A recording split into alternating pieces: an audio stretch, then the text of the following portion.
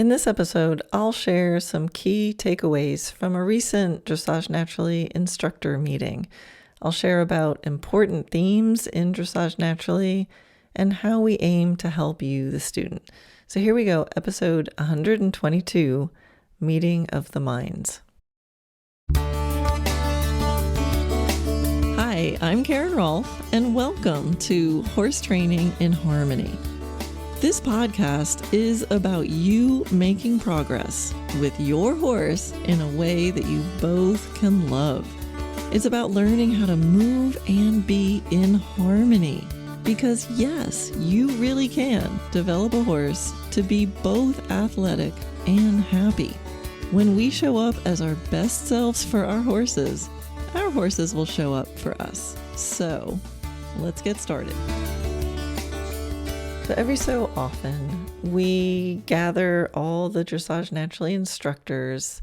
We come together and we just talk about you guys. We talk about you and how we can help horses and the humans that love them. I have instructors from different parts of the world. So I have Michelle Young, who's in Canada. In the U.S., we have Shauna Lewis, who's here in Ocala and sometimes in North Carolina. We have Shelby Hume, who's in Kentucky. And then from the Netherlands, we have Lisbeth Jorna. And we also have in Sweden, Eva Angantier. Unfortunately, Eva was not able to make it to this meeting. So it was everybody else. So I wanted to share a little bit about what happened over these 4 days together and how that can benefit you guys listening, and just get a little idea into what we're thinking about when we're getting together thinking about you guys. So I hope you'll find this interesting. If you want to learn more about my instructors, you can find them on my website, dressagenaturally.net. And just look at the top menu and you'll see events, and there'll be a drop down and it'll have a link to the instructors. So please feel free to take a look there. I'll also put a link in the show notes. If you can find the show notes from listening to this podcast, you can find it on my website, or just email us. We'll help you learn all about them.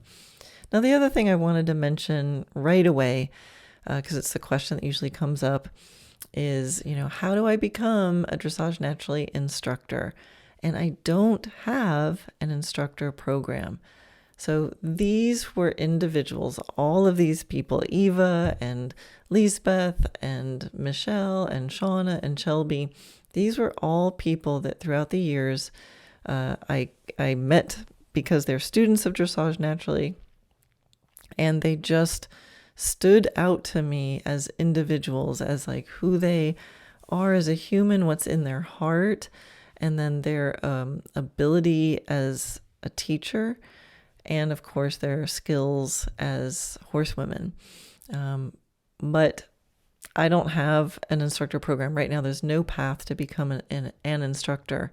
So my best advice for anybody who's thinking about that is to just dive into the material.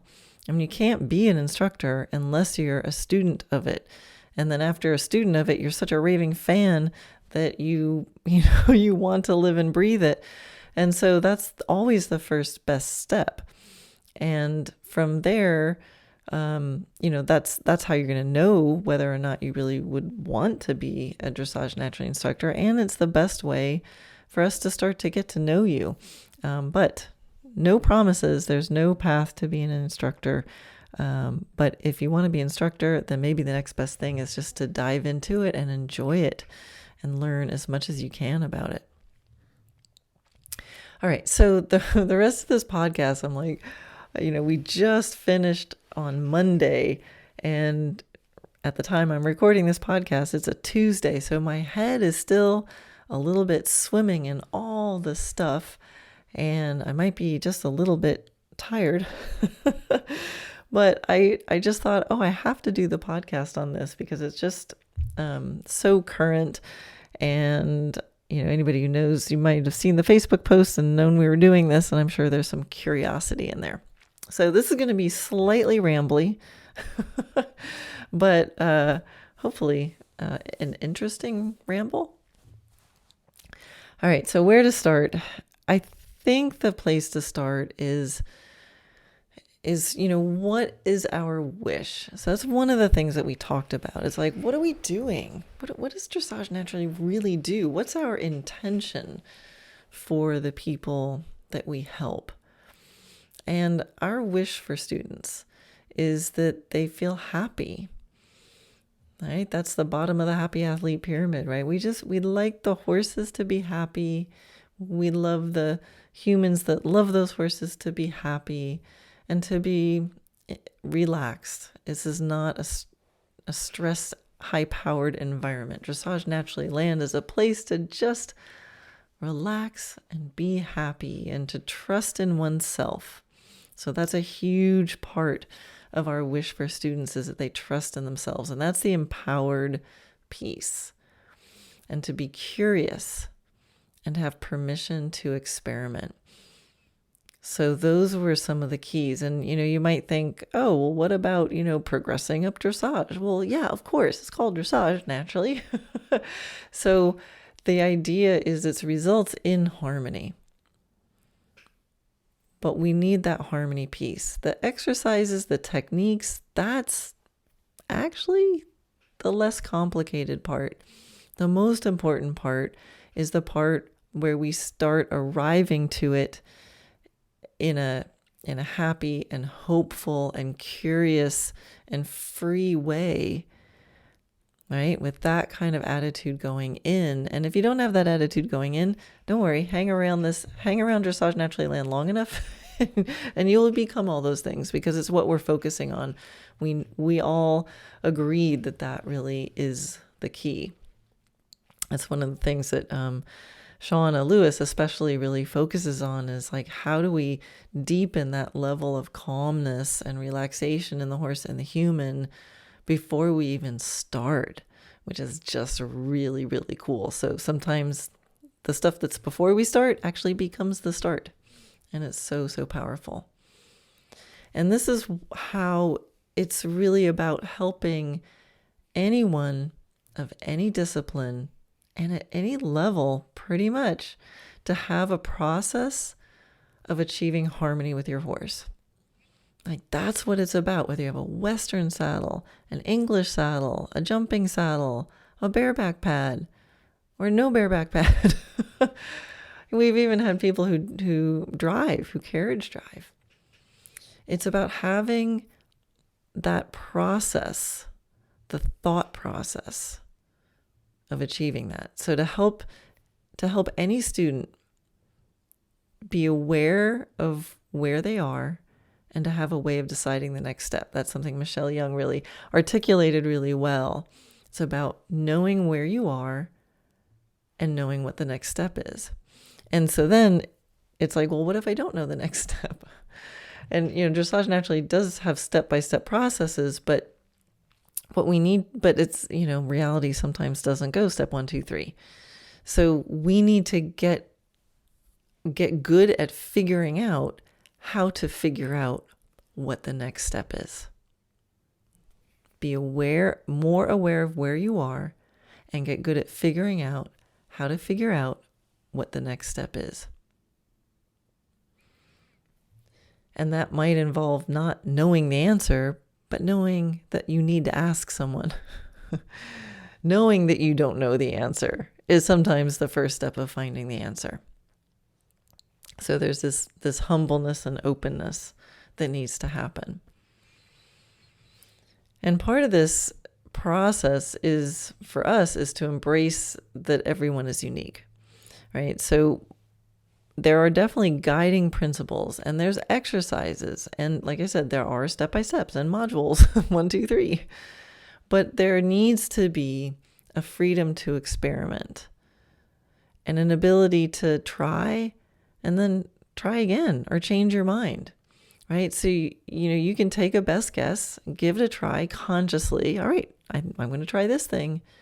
Notice, and then change your mind. So you don't have to know what's right and wrong. This is what's so interesting. As a student, we don't have to know what's right or wrong. And as instructors, we don't necessarily claim to know what's right or wrong, within principles and guidelines. But we can get in the ballpark and we can consciously choose and then be super aware so we can adapt as we go. So for us as Dressage Naturally instructors, or kind of guides, I like to think of us as, part of our responsibility is to share techniques and exercises. But it's often more about sharing our thought processes so that you can be empowered to independently problem solve by understanding the process. So we see ourselves as really with you on this journey. And in Dressage Naturally, there's this belief that no matter what level you are, it's possible for you to have awareness of where you are and what a next step is for you. What's the next piece you need to know? What does your horse need to know? And it's less about what is the next step, but what's a next step? Try it, notice, and change it when you need to. This is the process that will lead you to find answers, and you can master this process regardless of your level. So in the Sweet Spot course, like for example, there really is a step-by-step course. There's a protocol, and it's a protocol that has been honed and tried and tested for close to 20 years now. Oh my gosh, close to 20 years now in person and in virtual formats. And within that, there's protocols for things like how to ask questions, how to prioritize. And there's protocols for things like helping reconnect people with the love that got them into horses in the first place. It teaches what questions you should ask your horse, or maybe not should, but what are some questions you could ask your horse? It actually helps you find and discover your own questions to ask your horse. And it has protocols for how to find harmony for whatever you're asking your horse for, and how to become more confident to trust your instincts and what you're feeling, while having some guideposts to keep you on track for excellent functioning also, right? So feel and function, results in harmony. Not just harmony, not just results, but results in harmony. And so one of the threads running through everything is to help people recognize what they want. So what do you want? And to help you become more aware of in control of your own bodies, and to build that communication between you and your horse so you can create whatever you want to create. It's less about me telling you what to do, and it's more about you figuring out what you want and learning to play and experiment and build the conversations with your horse necessary to achieve it. From there, well, already you and your horse will be in greater harmony, and you're going to actually be like 80% to your goal. Like, that's always my feeling. Like, you pick something you want, I'll help you be able to achieve what you want. And then from there, when you can do that, then I can make suggestions about what maybe you could ask your horse for in order to achieve more things, more refined balance or more precise movements and stuff like that. And so actually this is demonstrated in a recent, one of the most recent videos in the video classroom. So I did an exercise at a clinic about helping the rider position. Right. So it's in the, let's see, what month is this? December. If you go in the video classroom and look up the December 2022 videos, there's an exercise for rider position. And then there's another video. It shows this exercise. And then there's another video that gives you the underlying concepts. And the underlying concepts are really related to what I just talked about, of this idea that, so I'm going to improve the rider position. And in a nutshell, what it is I say, okay, you've got body parts, move them around. Like, you figure out how much you can move all your different body parts, and don't forget any, and expand the range. Just play with it. You don't have to be any different than you are right now. Just move your arms, move your legs, move your toes, move all your parts. And then you pick a couple different parts of your body or position that you would like to change and practice kind of overshooting the target. So whatever your arm is doing that you don't like it to do it more. And then do the opposite of that and kind of go, hello, arm. I see you. This is what you want to do. This is the opposite of what you want to do. And then here's the middle where I'd like you to stay. And so there's a protocol for sort of bouncing your attention from one body part or aspect of your rider position to another in that way. And then you repeat that until you can say, oh, look, my arm is where I would like, and my leg is where it would like, whatever I would like it to be at the same time for maybe a second or two, and then you relax. And so and this is all in the video, so you can go look at the whole thing. But one of the questions when I described that exercise was a student saying, well, what if I don't know what I should be sitting like or what my position should be? And that's an excellent question.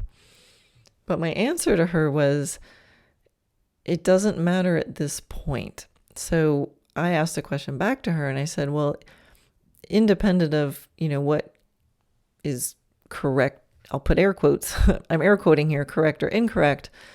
I asked her, are there any things that you know you would like to change about your position? I mean, anything, no matter how big or how small. And pretty easily, she came up with a couple things. And I said, okay, use this exercise to play with those. So it seems like such a silly thing, but this is such a huge concept. It's empowering because I'm saying before I tell you what you should do with your arm, you need to be able to tell yourself what you want your arm to do. And that power of training people's brains to go, it's okay if I have an idea, even if it's not, I don't even know if it's right, wrong, advisable, not advisable, doesn't matter. Just pick an arm and see if you can be conscious, make a choice, have awareness. Okay, well, there's something about my arm. What's it doing now? How does that compare to where I would like it? What would the opposite be? So permission to be wrong in a different direction, right? And be able to play with it, to remember to play with it, to notice, to keep noticing and remembering to notice and changing it, and not having to be perfect, to give you permission to play, to be curious, and to just, it's you and your arm, like play with it and see what you can do on your own, and giving tools to achieve that. And then if there's a student who is able to do that, like, oh, I can pick a part of my body and I can pick something to play with, then for me to come in and say, hey, maybe have your arm just a little closer to your side. That's going to be so much easier if the person themselves has already gone through their own process of doing what they want, and they know they can have that focus and that empowerment and that confidence to do that. And it's such a silly, simple theme, but it's huge. And it translates exactly to the protocol we use with our horses, right? What are the adjectives you want to use with your horse? Play with them. Let's see if we can talk to your horse about some different things, muck around, try something, change it, try it again, notice how things change, notice what's happening, notice what it feels like. When you like the way something feels, let your horse know, and then if you can do that and you can find that in a harmonious way with your horse, then I can come along and say, wow, now that you can play with all those things and have that practice of finding what you want to find, now I can say, hey, how about a little slower tempo? Or how about a little bit more energy? Or can you move the shoulder? The shoulder is a little bit 2 inches to the right. Can you move it 2 inches to the left? Like that all becomes easier. So it's really cool to think about how simple that is and how unbelievably powerful that is. And so that's what I mean about teaching people a process, teaching people to be able to go in and be independent and be empowered and dive into a very self-empowering process, which, by the way, will also lead to greater relaxation, energy, and balance with your horse, because we'll give you some guardrails of types of things to kind of, we'll make some agreements that we're all sort of aiming for a similar kind of goal, and that will keep you in the ballpark. So it's not just a free-for-all. But this empowerment piece that it's about process and coming from the inside out is so integral to the heart of what we're doing here in Dressage Naturally. It's the thread that runs through whether we're teaching healthy boundaries around food, or tacking up your horse, or creating free, let loose, stretchy posture, or we're creating collection and lateral work. This is the how it's taught. And I think we all kind of solidified of like, it's a lot about what we teach, and it's even more about how we teach it. Another thing we talked about, I think Michelle Young brought this up, is to be really conscious about all the little pieces and steps between an idea coming from an instructor's brain and then going out and through the air and into a student's brain, and then that being interpreted and coming out through their bodies to their horse's body and the horse's brain.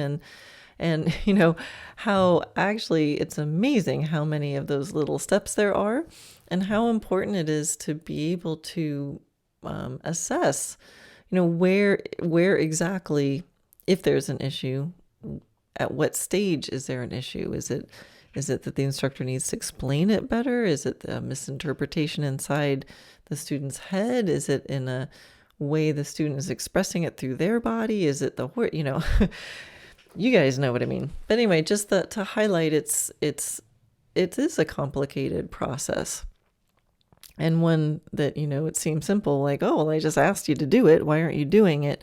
And how many intricate little steps there are in between. And so we as instructors need to be able to be aware of that, and to be able to, you know, assess every step and take our best guess of where the one or maybe two or three different places that could be breaking down. But I think that's a really helpful thing for you guys also listening, because we need to do this for ourselves even when we don't have an instructor around.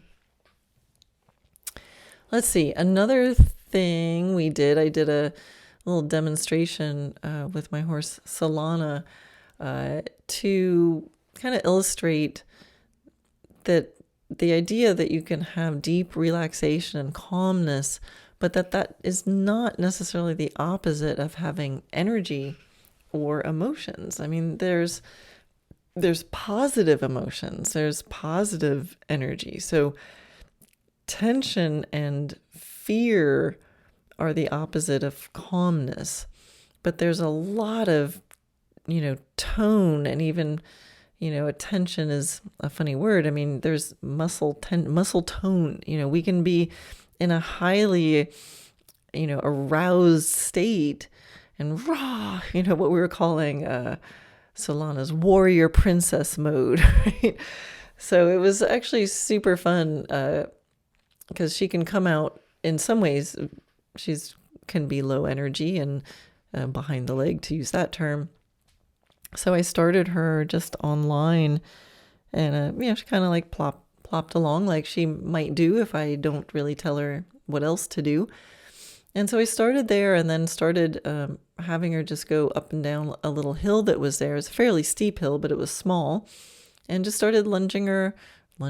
So why did I use that term? Anyway, having her go on a circle on the line, and it included up and down a hill, and how that alone, with a little bit of encouragement from me, but that alone caused her to need to make bigger balance changes in her body, had to push a little bit more going up and rock her weight back a little bit going down, and use different length strides to navigate that. So simple little hill, but already giving her the idea of like, hey, move your body, right?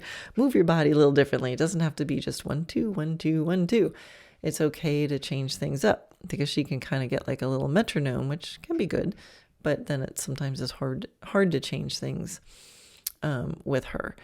So after that, I brought her in the arena and I played a little bit. I have a pool noodle on a stick, and she knows, like jambette and things like that. So she knows a cue of, reach your front feet out, and playing that in motion a bit. So as she's trotting, I can bring that pool noodle up in front, and she can actually start to get a little bit like raw. She'll like not attack it, but it gets a little intense, but she can really start to go forward to it and be like, I'm going to get that pool noodle. And it's a pool noodle, and so it's nice and soft and bouncy if her legs do hit it.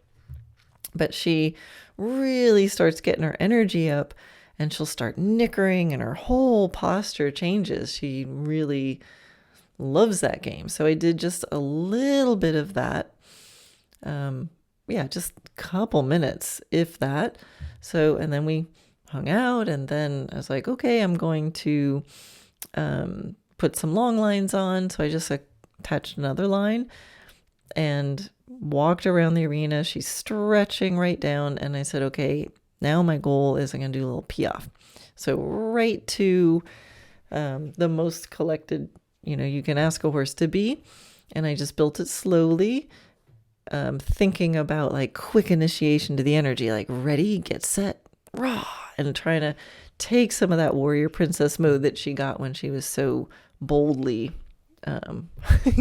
leaping at the pool noodle, and just kind of access that, like even though you're on long lines, and always checking in, like, is she relaxed? And every time I would stop something or stop asking for something, total relaxation. She was smiling and hanging out and just asking for scratches. So everything comes from and returns to relaxation, right? So we really checked that. Is she still good? It's not like I'm razzing her up. I'm just accessing. It's like, can you access this energy in your body? Okay, cool. Let's hang out. Can you access that kind of energy in your body? Cool. All right, hang out. And so after just a couple repetitions and checking she was, really willing to go forward, she did some beautiful steps of piaffe, which is not naturally easy for her. So I like, cool, checking on that. Took the long lines off, hung out with her a little bit, and then it was so fun because I just was like, okay, go play. And I just ran around the arena with her, and she started running and like leaping and powering, and then she'd like gallop and turn around, and then I'd call her and she'd come galloping back to me, and rah, and it was just so stinking cool. And then I brought her over where everybody was hanging out. She hung out for a second, then she walked away and she went and laid down. So I went over there and I gave her some cookies there, and she laid down. It was just really, really fun to show that we can, as much as we talk about relaxation and as much as we talk about the importance of the stretch ability in dressage, that it's not just about, horses plopping around with their noses on the ground. So that's not what it is. This is just important qualities. The calmness and the stretchability, which is a result of balance, are things that cannot be forced. You can't command relaxation. You can't command a valuable stretch that comes out of balance. It's not a trick of put your head down. It's because of how relaxed, energized, and balanced you feel, you free up your top line. That's the kind of stretch we're looking for, but it can't be forced. You have to develop it and nurture it and cause it and allow it. So I teach those as really deep, important concepts, but that's not everything. It's just the thing that needs to be in there that will give you the ability and the permission to go get your warrior princess on, or your knight in shining armor for the geldings out there, your dragon slayer energy for the geldings out there. It's what allows me to go there because I can check that she's still calm. So she was so cool because she just was like, yep, I'm cool. And then she'd get her warrior princess on, and then she'd be like, yep, I'm cool. No problem. Think I'll lay down for a minute.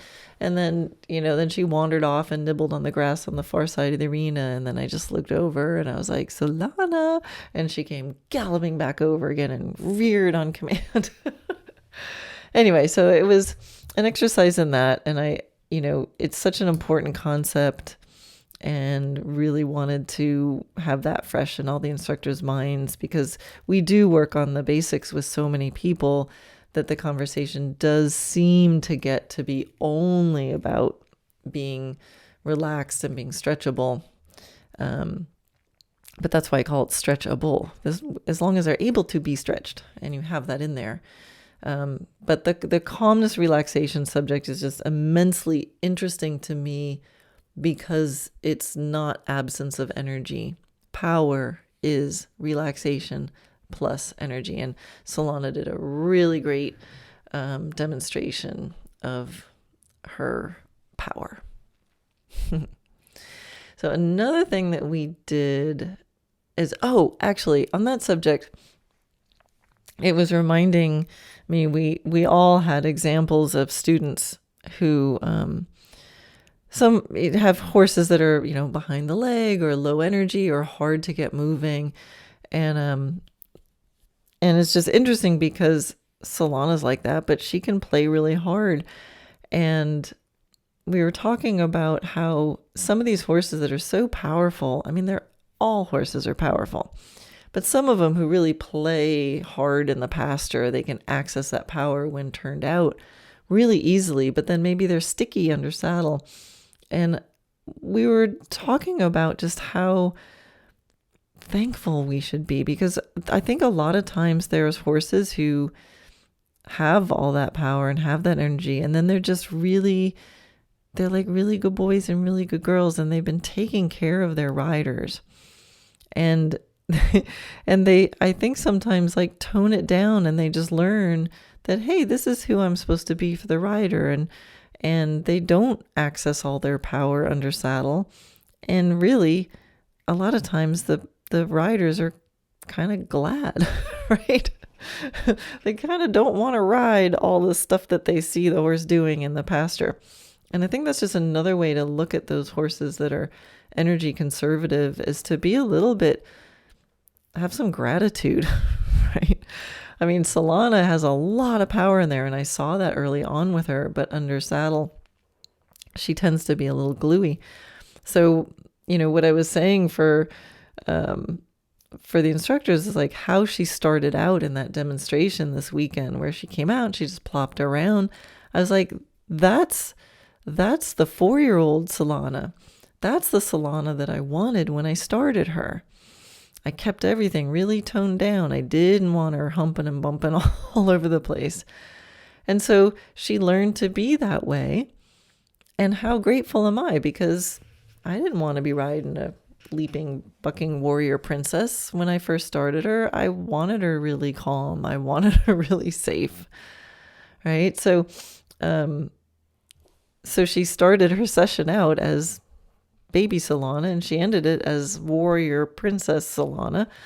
And her education is so good under saddle now. Now at her level, she is working on piaffe and pirouettes and collection, and I need to access some of that inherent power in her body. And so if she's slightly reluctant to do that sometimes, I have to remind myself, like, she's just being a good girl. She's being the original horse that I trained.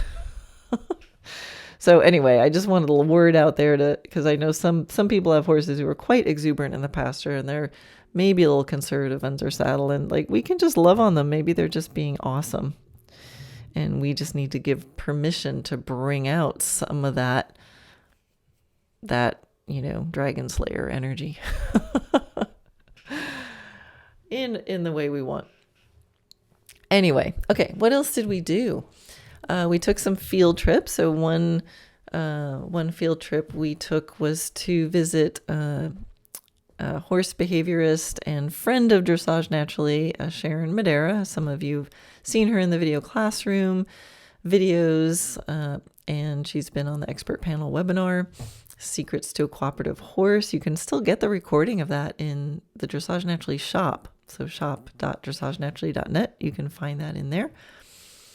Anyway, so we went to her place and talked a little bit about what we could learn from her. And we ended up going out into her pasture and just bringing all the horses in, all the babies. So 6 of us or so went out there and went out to her pasture. She had like mares and a pony and baby horses, and they all just came over to these strangers, and we haltered them and brought them in the barn, and it was like walking little puppy dogs. I mean, it was so cool. I love how she starts her horses and takes care of them. And so then we got kind of a mini masterclass on a review of incorporating positive reinforcement in training, and incorporating as part of all the other kinds of operant training methods we can use, and how to use it. And she showed us just some of the basic early things she does with all her horses, and how she handled one challenging horse that she had in that wasn't started at her place.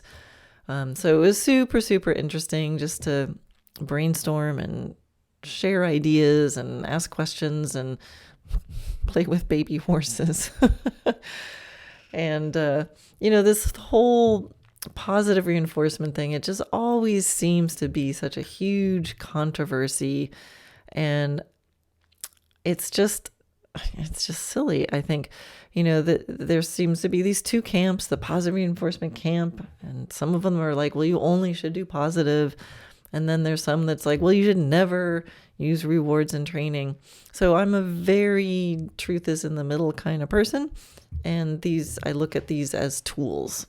These are tools in our toolbox. And, a lot of times in horsemanship, we learn that we can be, there's different modes. We can be teaching, controlling, reinforcing, or refining. So these, we're either in teaching mode, or we're in a moment like, hey, we just got to control this, or we're reinforcing a behavior where we want to get a little more of that behavior to happen, or then we're refining, which hopefully refinement is coming along at the same time as reinforcing, meaning, reinforcing just means, hey, I need to get more action from this behavior. I need more of this behavior, or to have it happen more easily.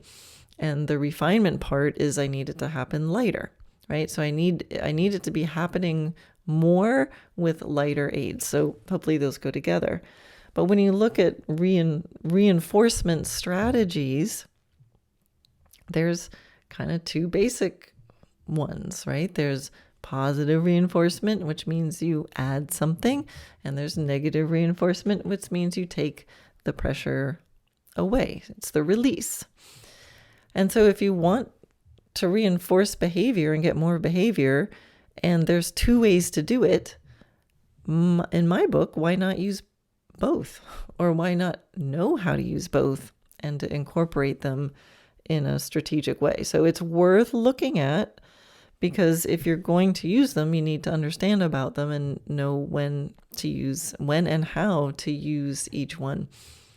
But one really compelling reason to think about exploring both kinds is, well, especially for people who are maybe hesitant to use positive reinforcement, which just means give the horse something that they like to say thank you. Could be scratches, could be cookies, could be whatever your horse likes, to play with a ball or something like that.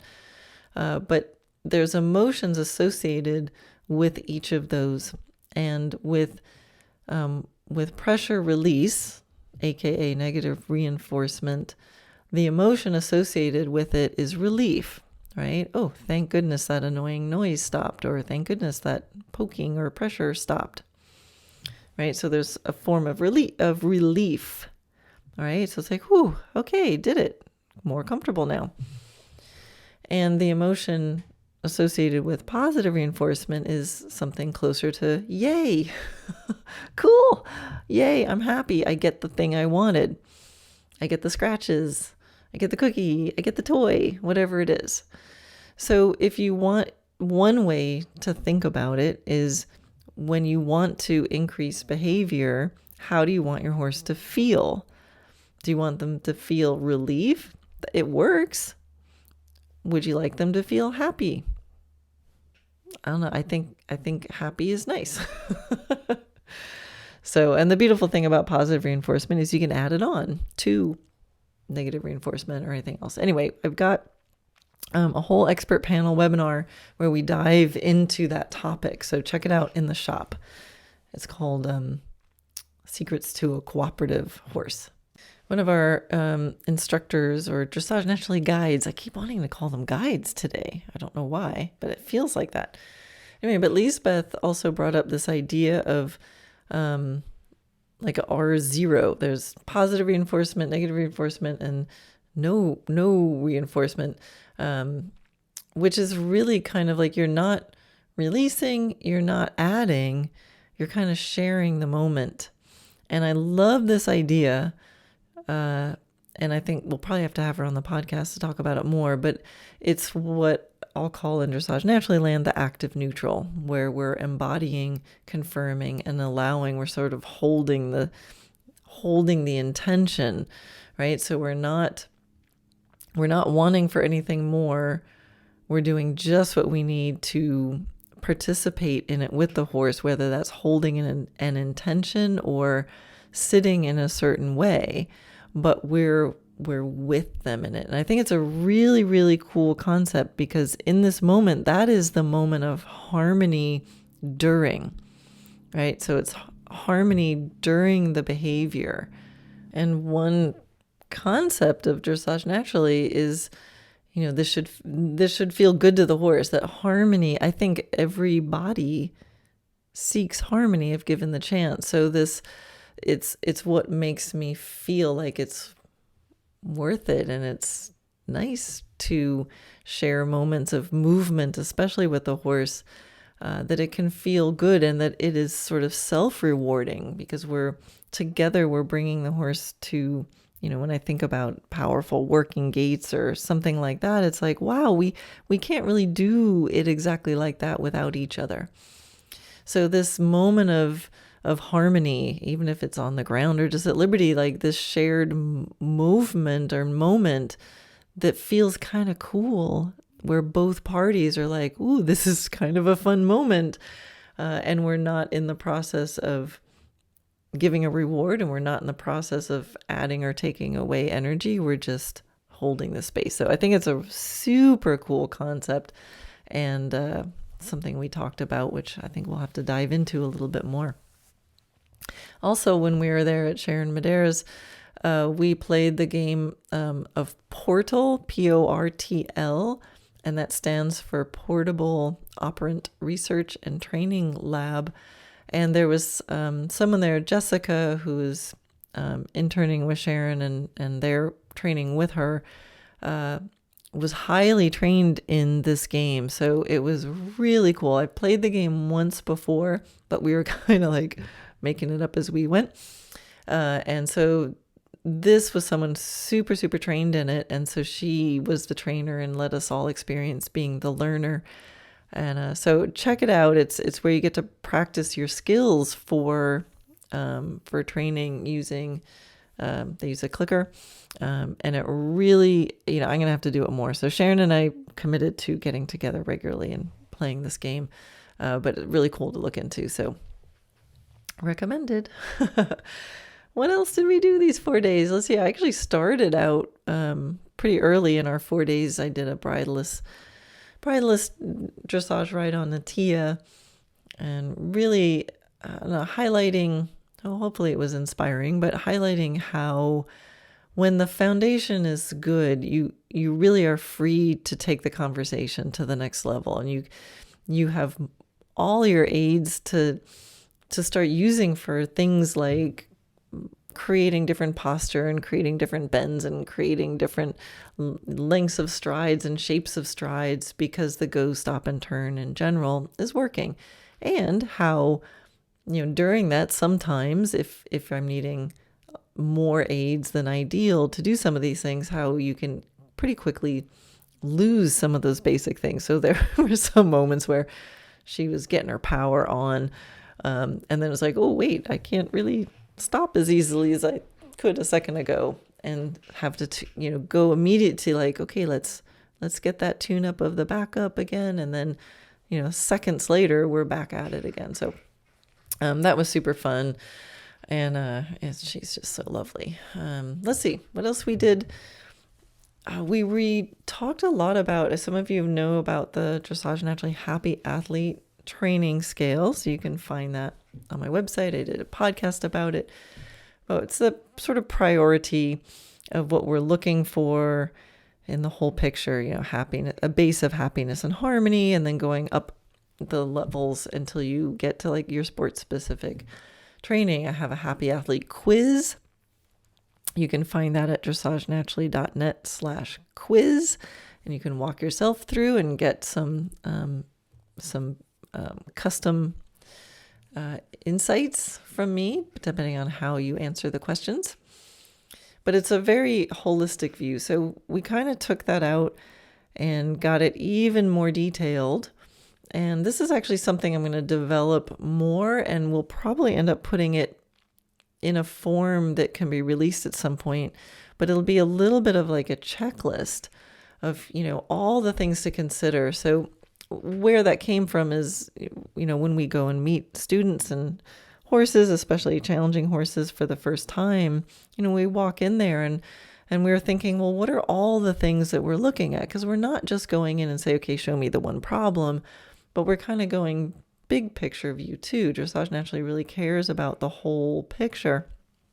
And so we started to take the things that we're sort of doing in our head and doing just from experience and because we know this stuff, and putting it out in a written form. And we're thinking it could be really cool to have that checklist and be able to give it to people to use, and to also, when we go and we, go to a new person and they want like a consultation from us, it's a way we can take notes and be able to hand it to the person and go, well, here's all the things that we think, could be addressed or looked into or think about, take into consideration. So stay tuned. I think that's going to be a super helpful tool.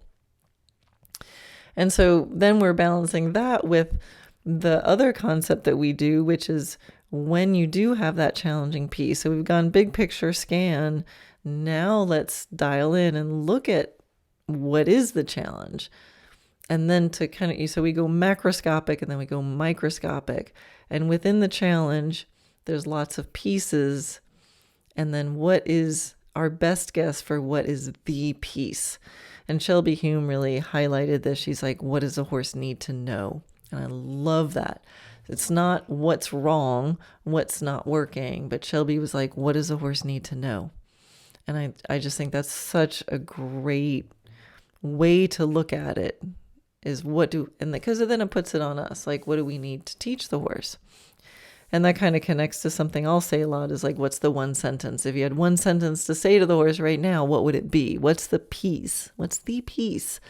And if we can take a good guess at what the piece is, that can be the piece that starts to make everything else easier, now we're really, really on our way. So the DN squad, we all had our matching jackets, and we visited a couple places and looked at a few different horses, and we were able to look at them and share what we saw and give ideas. And it was everything from quite a troubled, very like super athlete horse to a super smart, beautiful, fidgety pony, to another really beautiful horse recovering from a previously stressful life, who now has a new partner and kind of helping her. Actually, she didn't even need that much help. She was doing such a fantastic job. So that was super fun to see how she's taken her Dressage Naturally knowledge and just implementing it so beautifully. But we're still able to then refine more and give some more subtle ideas. And so that was super fun. And what was really satisfying to me also as sort of the leader of this group is to watch how, we as a group of instructors, so there's 5 of us, can, march into a place and all be scanning and all seeing something from slightly a different perspective, but how we all sort of keyed in on the same things. So that's very, very satisfying to me, and how we were able to work together and not just bombard each person with like random ideas, but how we worked with each other and fed off each other and added to each other. And just was feeling super grateful for the people that we visited and how open they were. And one was a professional and, had his client there. And that's just really unusual often to be in that kind of a open, collaborative, hey, let's all work together for the common good of this horse that's in front of us, and put egos aside and just be in service.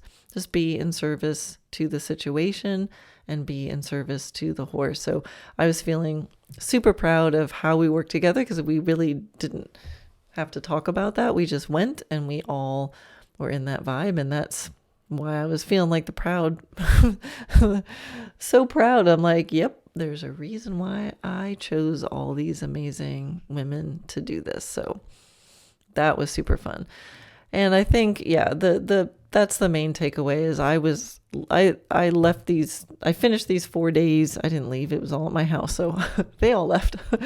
I was left feeling so inspired by them, because all of them, it's concepts. They came to Dressage Naturally already with experience in varied aspects, and then learning this shared material. And my concepts are very, the exercises are very clear, but I say it's the stuff all in between the exercises where the power is, and they all really get it. And to hear them expressing those concepts and expressing how they utilize them in their own world, different ways to say the same thing or different angles to get to the same place, was really, really, really inspiring and satisfying for me. So I feel really great about the horse world and what Dressage Naturally can do to help people. And these are some pretty amazing, amazing women. So please check them out. So again, you can learn more about them on my website. Just go to dressagenaturally.net. Look for on the top navigation where you can find instructors. I'll put the link in the show notes to this episode. And one very important thing here, if you would like to bring any of these instructors and Dressage Naturally and all these amazing concepts and get help for you and your horse and your friends and their horses. So if you'd like to bring a Dressage Naturally clinic to your area, we are looking for some super hosts.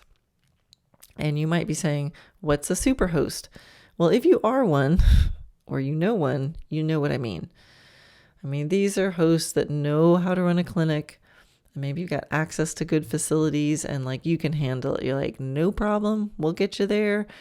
You know what it means to have a horse safe facility and a facility where the horse's welfare is the top priority and the comfort and ease of operations is a top priority, so that we can create those safe, amazing learning environments where people are comfortable and relaxed and happy enough, and the horses are comfortable and relaxed and happy enough to learn.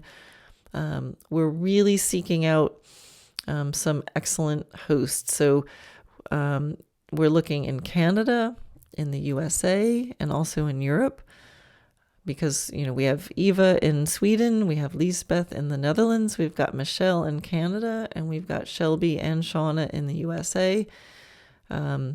These are amazing, amazing people, and they really get it.